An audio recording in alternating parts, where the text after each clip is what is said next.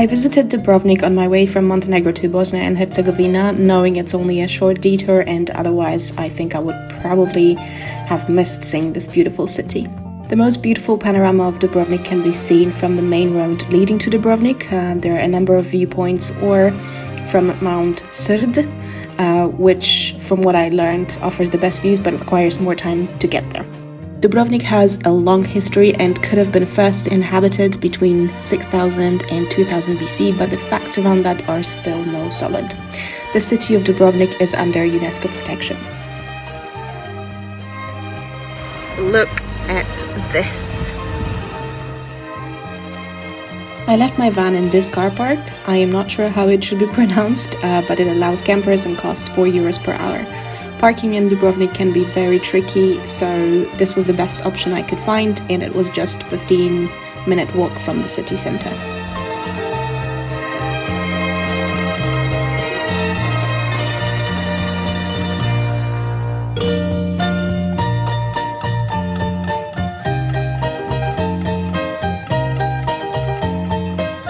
For a starter, I was caught by a sudden rain and all the crowd instantly disappeared from the streets, sheltering under the few trees nearby. The main attraction in Dubrovnik is the old town surrounded by city walls. The main entrance leads through the Pile Gate, and apparently it's paid, and it costs about €30. I didn't pay anything, so perhaps it's only paid in season, but not sure about that. Once inside, it feels like a travel in time. There are so many places to see, including museums, cafes, monasteries, cathedrals, and there's also a very special tour dedicated to fans of Game of Thrones, as throughout most of the seasons of Game of Thrones, Dubrovnik has been set for King's Landing.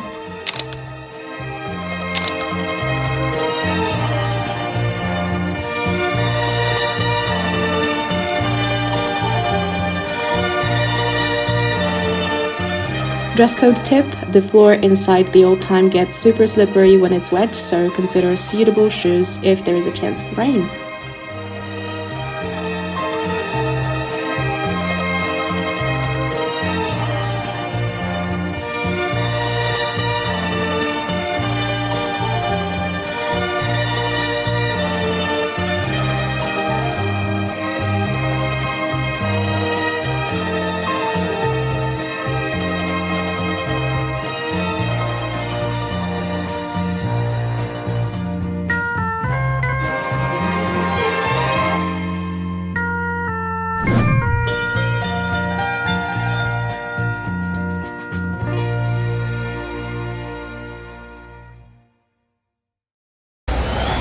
Four times more expensive than Albania.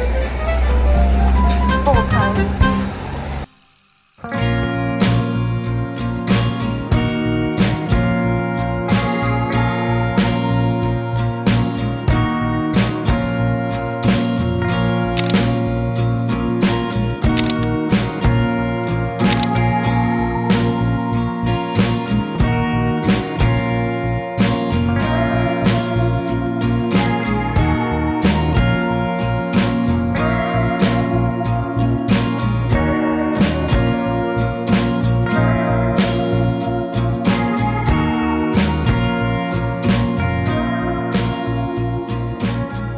I am back to Croatia. After a beautiful stay in Bosnia and Herzegovina, I am back to Croatia and I am heading to La Vista, which is located on the very end of Pelješac Peninsula.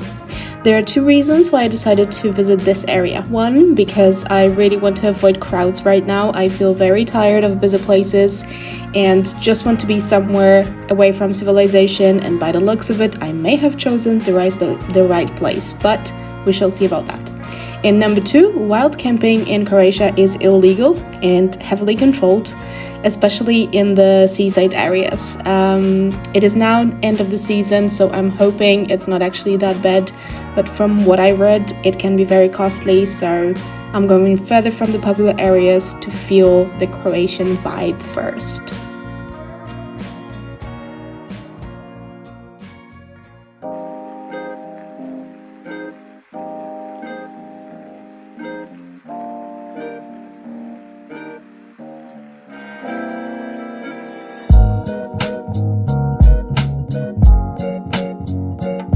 Loviste, correctly pronounced as Loviste, turned out to be the cutest seaside town with a killer sunset and absolutely zero wild camping spots. I felt so frustrated because I really wanted to stay there, so in all the anger I started looking at booking.com hoping for a decent last minute deal, and there was a perfect one. 70 euros for a seafront ensuite room for 3 nights. That's actually cheaper than a campsite. I was so happy to have 3 days away from the hot Vanlife nights, shower, internet and electricity on demand, sea on my footsteps, and full-size beds that did not have to be rolled in and out every day. I love my camper, I really do, but being there full time, all the time, without trying it before is really hard.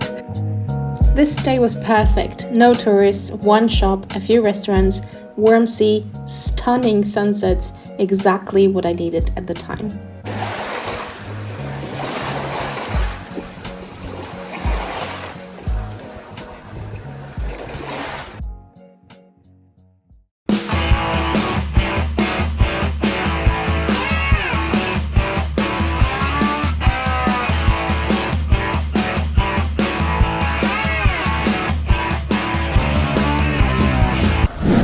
This is what I have to deal with when driving. So if I die on that trip, 99% chances is because I wasn't looking at the road.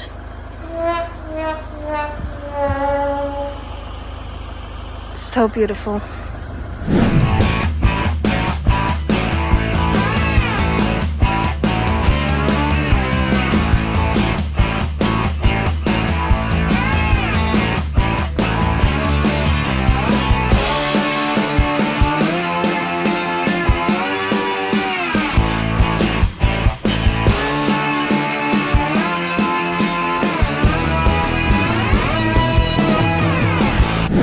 Three days later, I returned to my tiny little home on wheels and we made our way back to the Croatia's mainland.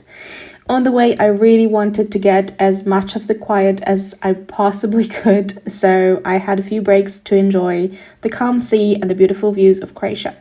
I could recommend Pelješac's Peninsula to anyone, honestly. I'm so happy I got here. The views are amazing just about everywhere, and at the same time, it feels so homey and welcoming and beautiful. I could totally live here. Hot off the press, shark in Croatia.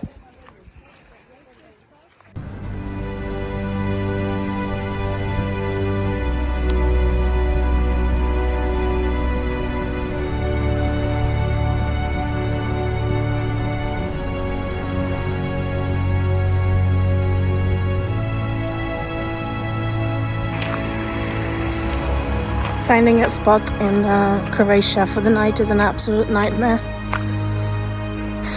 I don't know, I hope it will be fine here. But the police is apparently bugging everyone everywhere. There are no motorhome signs everywhere. This one doesn't have it, so hopefully, I can get away with my little van, hopefully.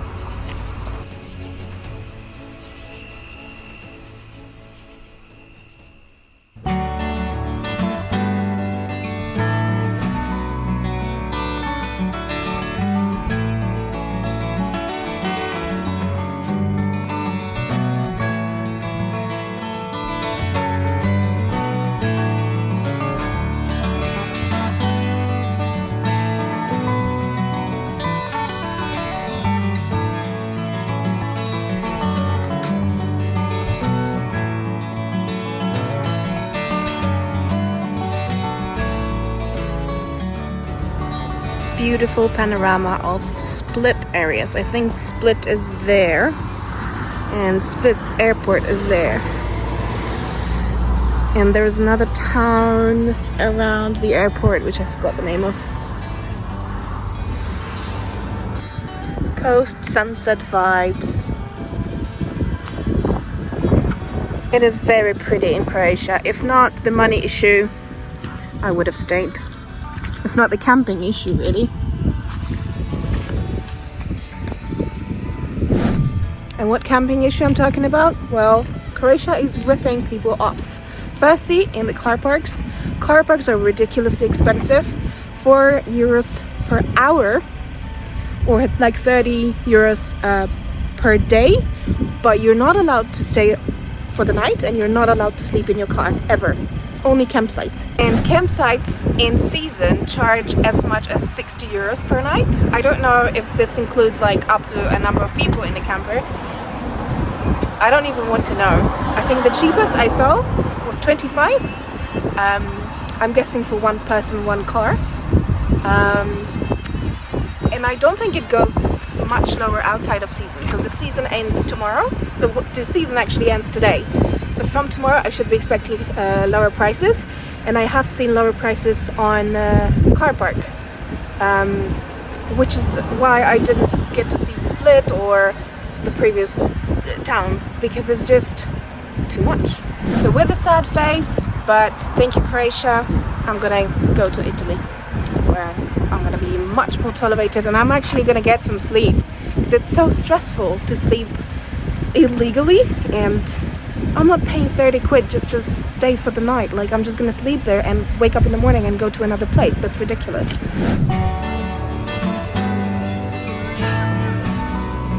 Zadar is probably one of my favorite cities in Croatia. Probably the least busy, the most character. I'm gonna try to record something for you guys.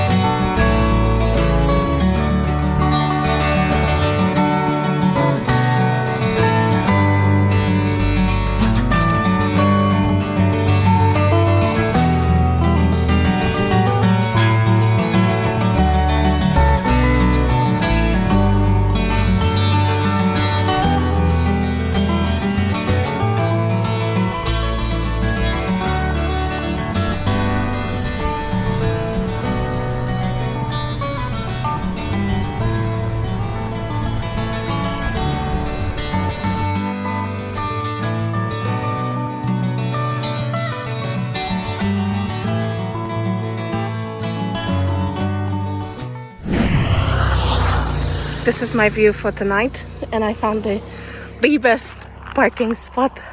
I'm gonna wake up to this too. Ready for that sunset. I am very ready for my movie night. Tum tum tum tum tum tum tum tum. I can't stop looking at this.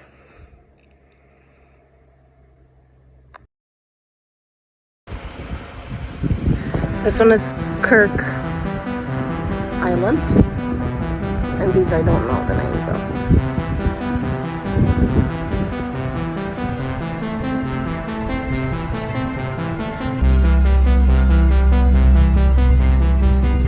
For the drive towards Italy, I chose to take the longer one along the coast, E65, from Maslenica Bridge to Scenic. It took much more time, but the views I had were absolutely breathtaking, and I had an amazing wild camping spot for the night. The road E65 is actually very popular with motorbikes and considered a dream road for them.